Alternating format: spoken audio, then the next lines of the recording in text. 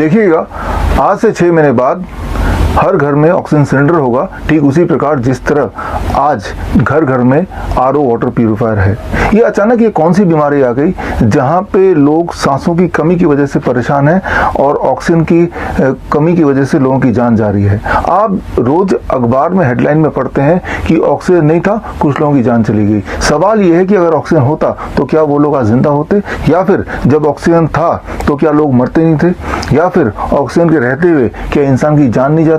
आप oxygen cylinder के पीछे मत भागिए।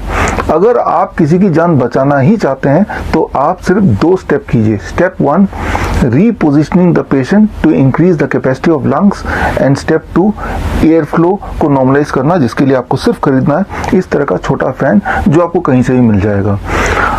आप जब भी किसी पेशेंट को देखते हैं ब्रेथलेसनेस की अवस्था में, या ब्रेथलेसनेस या ऑक्सीजन सैचुरेशन बहुत लो हो जाता है, तो पेशेंट की स्थिति बहुत गंभीर होती है, तो तब उनको देखते हैं कुछ इस प्रकार लेटे हुए, कुछ इस प्रकार बैठे हुए। यह है रॉन्ग पोजीशनिंग। जब पेशेंट इस प्रकार लेटता है या बैठता है तो उसकी लंग की कैपेसिटी कम हो जाती है। तो पहला स्टेप ये हुआ कि आपको पेशेंट की जो पोजीशनिंग है वो बिल्कुल बदलना है। तो कैसे बदलना है, अब देखिए फोटो में, या तो वो आगे की तरफ झुक के बैठे, आगे की तरफ झुक के खड़े हो, या जब लेटे तो पेट के बल लेटे, जिसे बोलते हैं प्रोन वेंटिलेशन या प्रोन पोजीशनिंग। ये तो हुआ पहला स्टेप। जैसे ही आप ऐसा करेंगे तो पेशेंट की लंग की कैपेसिटी बढ़ जाएगी, और लंग की कैपेसिटी बढ़ते ही पेशेंट को इमीडिएटली थोड़ा सा आराम मिलेगा। दूसरा और आखिरी step, air flow. Air flow को मेंटेन करने के लिए आपको इस तरह का फैन उसके नाक के आगे रखना है, करीब 6 इंच दूर, और ये फैन चला देना है। बस ये 2 स्टेप करेंगे तो आप देखेंगे जादू की तरह वो पेशेंट धीरे धीरे रिकवर करने लगेगा, उसकी ब्रेथलेसनेस कम होने लगेगी, उसकी ऑक्सीजन सैचुरेशन बढ़ने लगेगी। ये एक मैजिक की तरह काम करता है, और इस बात को समझने के लिए आप इसी वीडियो में आगे कुछ टेस्टिमोनियल देखिए, कैसे कुछ पेशेंट्स ने यही 2 स्टेप करके अपना ऑक्सीजन सैचुरेशन 45 से 95 तक ले गए। मैं सुनीता गुप्ता दिल्ली में रहती हूँ। मुझे बहुत तेज 2 बुखार हो गया था, और फिर मैं डॉक्टर के पास गई। डॉक्टर ने मुझे दवाई दी। उस दिन तो मेरा थोड़ा ठीक हो गया था। फिर अगले दिन दोबारा मैं दवाई लेने चली गई। डॉक्टर ने मुझे दवाई दी, लेकिन उससे मेरे को फिर कोई दूसरे दिन फर्क नहीं पड़ा। तो मैंने डॉक्टर को चेंज कर लिया। मैंने दूसरे डॉक्टर की दवाई लेनी शुरू कर दी। उससे जब मेरी खांसी बहुत ज्यादा थी और मेरा बुखार का लेवल भी ज्यादा था, 2 से 3 भी हो गया था बीच में। फिर मैं उस डॉक्टर की दवाई 2-3 दिन 4 दिन तक लेती रही, और मेरे को बुखार तो मेरा कम हो गया उन डॉक्टर की दवाई से, और मेरी खांसी का लेवल भी नहीं ठीक हुआ, वो थोड़ा चलता रहा मेरा। फिर मेरे को धीरे धीरे मेरे जब बुखार ठीक हो गया तो पता नहीं अचानक से मेरा ऑक्सीजन लेवल बिल्कुल 45 चला गया है। उससे क्या हुआ कि मेरे भैया को मेरी बिटिया ने फोन करा। वो मेरे घर आए, एसके गुप्ता, और उन्होंने मेरी आते ही सबसे पहले सारी दवाइयां बंद कर दी, और मुझे उल्टा 3 तकियों पे उल्टा करके मुझे लिटा दिया, और सामने पंखा मेरे रख दिया। उससे मैं पंखे की हवा मेरे नाक में सीधी जाती रही, और मैं बिल्कुल सीधी उल्टी लेटी हुई, और उस पंखे से हवा नाक में सांस में लेती रही। उसके बाद डॉक्टर, उन्होंने विश्वरूप राय चौधरी की नाइस टीम की मेंबर अमिता, उनसे उन्होंने सलाह ली। उन्होंने सारा ट्रीटमेंट मेरा, जब से वो तकिया लेके मैं उल्टी लेटी, उन्होंने बताते गए वो अमिता जी और मेरा भैया। उस तरह से मुझे सब ट्रीटमेंट मेरा करता चला गया। सुबह नारियल का पानी, दोपहर को मौसमी का जूस, फिर उसके बाद मेरे को बहुत सारे फ्रूट्स, और उसके बाद मेरे को सलाद। ये सब मेरे को 8-9 दिन खूब अच्छे से खिलाया पिलाया खूब, और मैं उसी पोजीशन में जैसे मैं थी वैसे मैं उल्टी लेटी रही, और पंखे की हवा मैं लेती रही।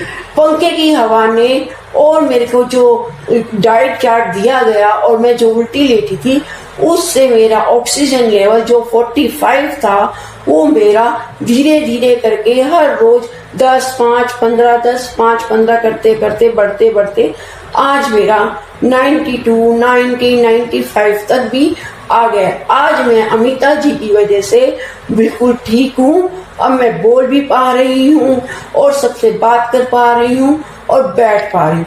ये अमिता जी को मेरी तरफ से बहुत बहुत धन्यवाद। जिसको भी अगर ठीक होना है तो अमिता जी की बात पे चले, हॉस्पिटल जाने से बचेंगे, मरने से बचेंगे, क्योंकि मैं मरते मरते बची हूँ। जो मेरी हालत हो गई थी वो मुझे पता है। आज मैं अमिता जी की वजह से, अपने भाई SK गुप्ता की वजह से और विश्वरूप राय चौधरी की वजह से मैं बची हुई हूँ। इनका मेरे को मेरी तरफ से बहुत बहुत धन्यवाद, बहुत बहुत शुक्राना। सब मेरी बात सुनना। आप हॉस्पिटल जाने से, मरने से बच जाओगे। आपका ऑक्सीजन लेवल बिल्कुल ठीक हो जाएगा। धन्यवाद। नमस्कार, मेरा नाम राजेंद्र सिंह है। मेरी उम्र 36 साल है और मेरे को कुछ दिन पहले मेरे को बुखार हुआ। उसके बाद में खांसी वगैरह हो गई। कुछ दिन पहले मेरे को इतनी ज़्यादा दिक्कत हो गई, मुझे सांस लेने में इतनी ज़्यादा तकलीफ हो गई कि मैं सांस भी सही से नहीं ले पा रहा था। तो मैं मेडिकल हॉस्पिटल गया तो वहाँ पे उन्होंने मेरा ऑक्सीजन लेवल चेक किया और जब ऑक्सीजन लेवल चेक किया तो 55 के आसपास था। उन्होंने कहा कि आप अंदर जाके फटाफट ऑक्सीजन लगवाइए। जब मैं वहाँ गया तो वहाँ पे जाके मैंने देखा कि मेरे आगे लाइन लगी हुई थी, 3-4 पेशेंट थे और जब तक मेरा 1.5 घंटा मैंने इंतजार किया मगर मेरा नंबर नहीं आया। फिर मैं वहाँ से दूसरे हॉस्पिटल चला गया, मूलचंद जाके पता किया तो वहाँ पे उन्होंने बोला कि ना हमारे पास बेड है और ना ही हमारे पास ऑक्सीजन गैस है। तो मैं वहाँ से उसी पोजीशन में वापस घर आ गया और घर आने के बाद में मैंने अपने फ्रेंड्स वगैरह को बता ही रखा था कि मेरे को बड़ी प्रॉब्लम हो रही है। तो मेरे फ्रेंड ने मेरे को सजेस्ट किया, डॉक्टर विश्वरूप राय चौधरी जी के बारे में बताया। उसके बाद में उनकी एक डॉक्टर हैं, डॉक्टर हेमा सिंह हैं, उन्होंने मेरे को बताया, उन्होंने मेरे को टोन वेंटिलेशन के बारे में बताया और उन्होंने मेरे को बोला कि आप ऐसे एक्सरसाइज कीजिए, इससे आपका ऑक्सीजन लेवल नॉर्मल हो जाएगा। तो जैसे जैसे उन्होंने मेरे को बताया मैंने बिल्कुल वैसे किया, उससे मेरा ऑक्सीजन लेवल काफ़ी ठीक हो गया। उसके बाद में उन्होंने मेरे को बोला था कि आपने दवाई वगैरह कोई नहीं लेनी और मैंने बिल्कुल जैसे जैसे डॉक्टर ने मेरे को बोला मैंने बिल्कुल वैसे किया और उसके बाद में मैं आज लगभग 3-4 दिन के बाद मैं बिल्कुल नॉर्मल हो चुका हूँ और मेरी सांस लेने में भी अब मेरे को कोई परेशानी है मगर बहुत कम, ना के बराबर परेशानी है जी।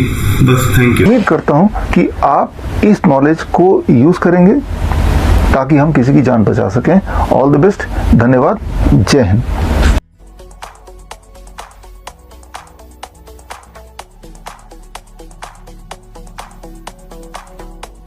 गाइडलाइंस में भी कहा है कि अगर आपकी ऑक्सीजन कम हो रही है, आप घर पे हो, तो आप पेट के बल भी लेट सकते हो और डीप ब्रीदिंग कर सकते हो।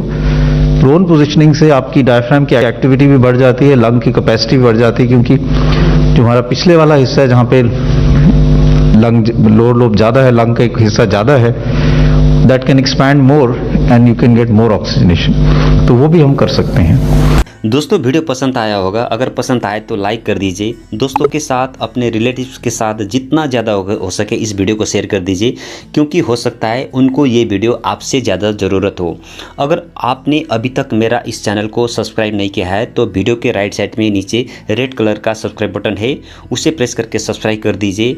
साथ ही साथ सब्सक्राइब बटन के राइट साइड में एक बेल आइकन आ जाएगा, उसको भी प्रेस करके ही ओपन कर दीजिए और उसके बाद ऑल को प्रेस कर दीजिए, ताकि इसमें कोई भी इन्फॉर्मेटिव वीडियोस डालता हूं या तो कोई भी हेल्थ से संबंधित कोई भी वीडियोस डालता हूं तो उन सारा वीडियोस का नोटिफिकेशन सबसे पहले आपके पास पहुंचे और वो वीडियो देखने का मौका सबसे पहले आपको ही मिले।